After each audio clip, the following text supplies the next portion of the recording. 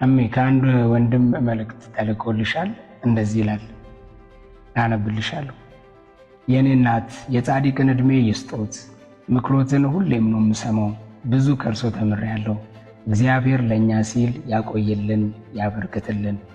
ሌላው ደግሞ የኔ እናት ጸልዩልኝ፣ የተጎዳውና የተሰበርኩ ሰው ነኝ። ምን መሰሎት እመወይ፣ ስም አጠራሩ ደስ ይላል።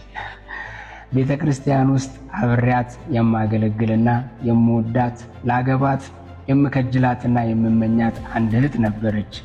መንፈሳዊነት ይሉንታ አሲዞኝ ከዛሬ ነገ ነግራታለሁ እያልኩኝ ከሳምንት በፊት ግን ሽምግልና እንደተላከላት ሰማው።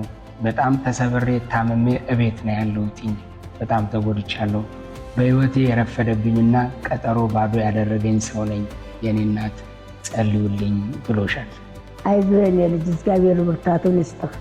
በእርግጥ ዓለም ላይ ካሉ አደጋዎችና ትልልቅ ስህተቶች ይልቅ የከፋውና የበለጠው አደጋ ፍቅራችንን ልንገልጽላቸው ሲገባ ቀጠሮ በማብዛት ወዳጆቻችን ማጣት ነው። እሳት የሚሞቀው ሲገለጥ ነው። የተዳፈነ እሳት ግን አይሞቅም። ፍቅርም አስደሳች የሚሆነው ስንገልጠው ብቻ ነው። ያልተገለጠ ፍቅር ሁለቱንም የማስደሰት አቅም የለውም። ለዚህ ነው ጠቢቡ ሰሎሞን ሲናገር የተገለጠ ዘለፋ ከተሰወረ ፍቅር ይበልጣል። ፍቅር የሚመለሰው በፍቅር ነው። ፍቅር በገንዘብ፣ ፍቅር በቃል፣ ፍቅር በስጦታ፣ ፍቅር በሽልማት፣ ፍቅር እወደዋለሁ የሚሉትን ሰው ገድል በማውራት አይመለስም። ፍቅር ከራሱ ውጭ አይቀበልም። አንዳንድን ሰው ሳንወደው ገንዘብ ልንሰጠው፣ በቁልምጫም ልንጠራው እንችላለን። ገድሉንም ልናወራ እንችላለን። እውነተኛ ፍቅር ማለት ግን ሰውየውን እወደዋለሁ ብሎ መናገር ሳይሆን እወደዋለሁ ወይ ብለን ለልባችን ውስጥ መልስ ማግኘት ነው። በዓለም ላይ ፍቅር የሚመስሉ ነገር ግን ፍቅር ያልሆኑ ብዙ ድራማዎች አሉ። የሰው ውስጡና ውጭው እንደዚህ ዘበን የተለያየበት ዘበን ያለ አይመስለኝም። የእውነተኛ ፍቅር ተግባር ለምንወደ ሰው ልባችንን የምንሰጠው ስጦታ ነው። መስጠት ማለት ጊዜያችንን መስጠት፣ ትኩረታችንን መስጠት፣ በድካማቸው ጊዜ ማገዝ፣ ብርታትና ችሎታቸውን ማድነቅ፣ ድካማቸውን ለነሱ ብርታታቸውን ለሌላ መንገር ነው። ፍቅራችንንና መውደዳችንን ለራሳቸው በሚያውቁት ቋንቋ መንገር ነው። ፍቅር ፍቅርን ይፈልጋል። ገሌ ፍቅር ሰው ነው፣ እኔ ግን እንደዚህ መሆን አልችልም፣ በገንዘብ ያደርገዋለሁ አይባልም። ፍቅር በባዶ የምናደንቀው ሙያ ሳይሆን ልንኖረው የሚገባ የህይወት ቅመም ነው። ፍቅር ጸጋ ሳይሆን የእምነት ፍሬ ነው። ጸጋ አንዱ ያለው ሌላው የሌለው ነው።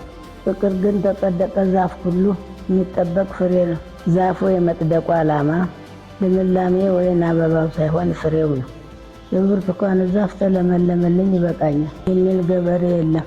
ልምላሜው መዳረሻ፣ ፍሬው መድረሻ ነው። የኔ ልጅ ትልቁ የመኖር ትርጉም በፍቅር ፍሬያማ መሆን ነው። እንደ ክርስቲያን ደግሞ ትልቁ የክርስቲያን መገለጫ ፍቅርና ፍቅር ብቻ ነው። ፍቅር ማውራትና ማሳመን ብቻ አይደለም፣ ፍቅር መሆንና መኖርም ነው። ፍቅር አብሮ የመኖር ብርታትና ችሎታ ነው። ክርስቲያን የሆነው ቀራንዮ ላይ በተገለጠ ፍቅር አምነን ነው። በፍቅር ያመነ ደግሞ በጥላቻ መሆን አይችልም።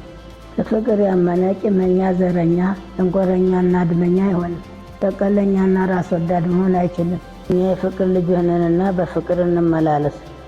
እንግዲያውስ ልጆች ሆይ ጊዜያቸውን አታክስሩ፣ አሁኑኑ ተነሱ።